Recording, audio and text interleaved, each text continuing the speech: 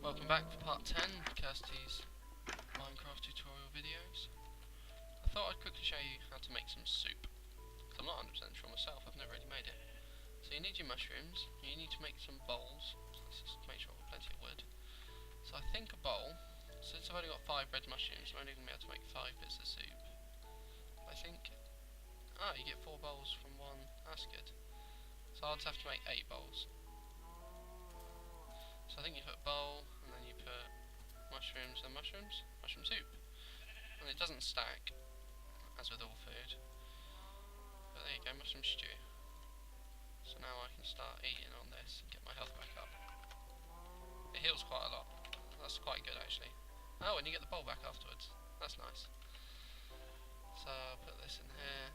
I'll keep a couple of mushroom stews on me. Much better than pork chops. Right.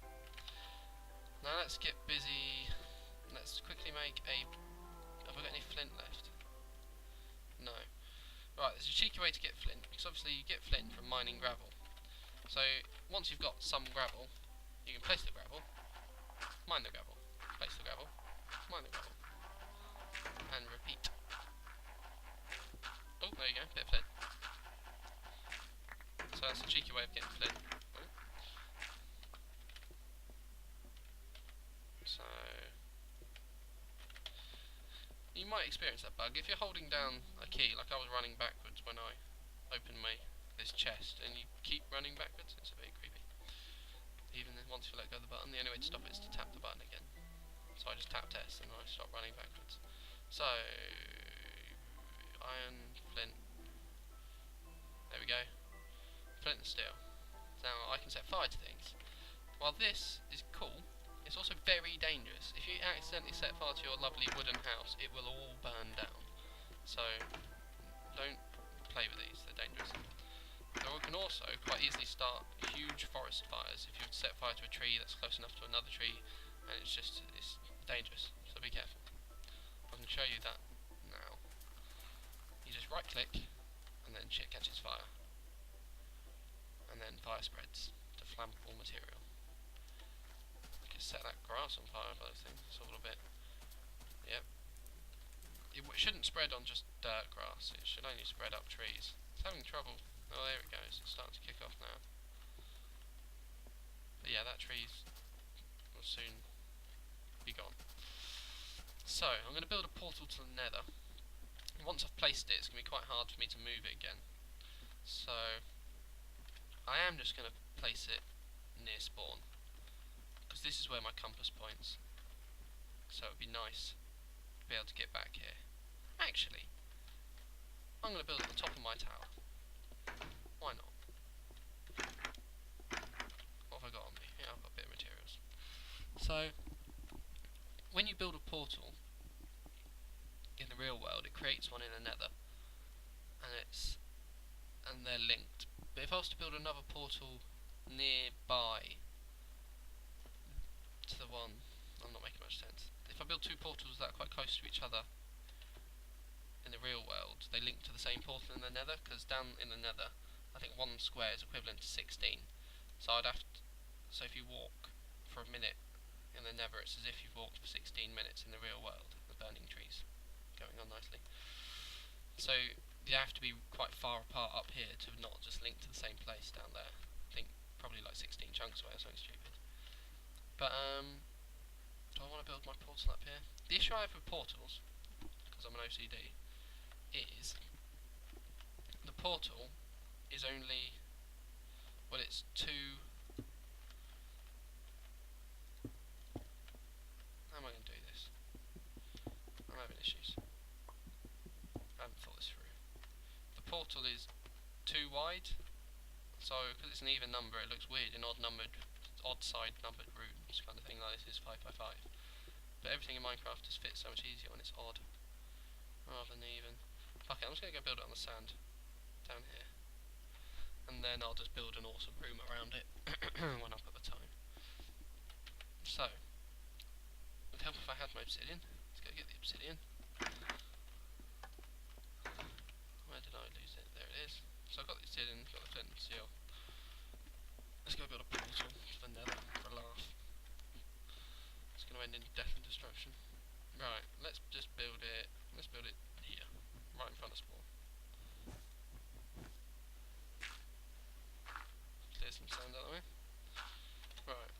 So what did I say? It's got to be too wide. So let's have it.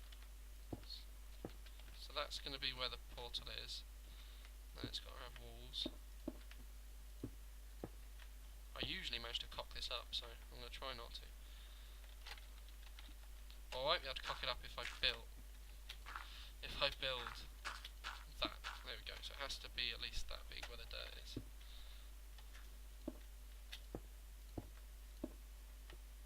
Yeah, 14 bits.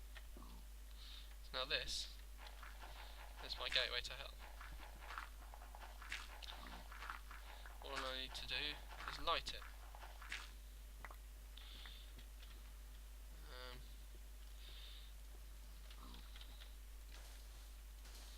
So this is spawn. And now, if I just right click my flint and steel in the portal. So this is a portal to hell. So you stand in it, you don't walk through it, you stand in it. It all goes a bit wobbly. Now since it's the first time I've been to the Nether, it might take a little while. But here we go. I might die quite quickly after we go in. Right, we're in. It's loading a bit slowly, obviously, because I'm recording. So my portal is loading very slowly. It's not near the bottom, it's quite near the top of the hell, because hell's quite big. So the main things in hell, you've got this stone here. This is nether stone or something, netherrack. So this is very easy to mine with a pickaxe, and if you set fire to it, it stays alight forever, it doesn't go out. That glowing stone up there is, oh, here's some. It's actually, I think it's just called glowstone. And when you mine it with a pick, I think, yeah, it drops this glowstone dust. And then you can use that dust to make the glowstone block back. I think it only takes 4 bits now. It used to take 9, but he made it a bit easier to make. So in hell, there are zombie pigmen, which are neutral, so they won't hurt you. But if you hit one of them, they all kind of turn hostile, all the ones in the area come and attack you. But there's also ghasts, and they're those big white floating things that fire cannonballs at you and explode. So there's a zombie pigman. It's just there. I'll light up the area a bit. So if I set fire to him, it doesn't really count as me hitting him, because it wasn't, you know, all I did, the ground happened to be on fire and then he on fire. So he doesn't get angry, although he does seem to go out quite quick nowadays. They used to burn for longer. But if you can kill a zombie pigman with fire, when he dies, instead of dropping pork chops, he drops cooked pork chops. Because you cooked him, obviously. Fuck. So that was a sound of a ghast shooting. I don't know where it is. Oh, it's over there. They're big things. And they fire cannonballs and they make horrible noises. The other type of... I make creepy noises. The other type of ground down here is soul sand. When you're on the sand, you walk slightly slower. So, this is hell. So the main purpose is quick travel. If you kind of maybe build a rail cart going from here to somewhere else and then build another portal at the other end back to the real world, you can travel long distances relatively quickly. I might nab these mushrooms. I've got more brown mushrooms than I have red ones. Before I get too lost, because I didn't bring my compass, but if I did you would see that it doesn't work, it just spins round. Because this is a weird place to be. So anyway, this is hell. I'm not too keen on that bottomless pit right next to where I come out. So let's just make it a bit safer at least. Got a bit of a wall. Stop myself from running out and dying straight away. Anyway, let's go back to the lovely real world. I might call it quits for this video. So we go back home. And apparently it's night time. Let's get back indoors.